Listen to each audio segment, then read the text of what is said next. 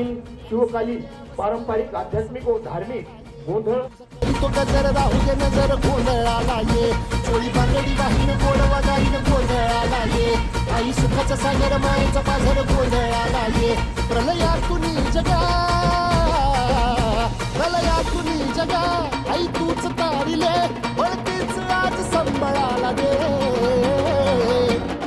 अंबाबाई गोंधळाला ये अगं अंबाबाई गोंधळाला ये तुळजा भवानी गोंधळाला ये अगं काळूबाई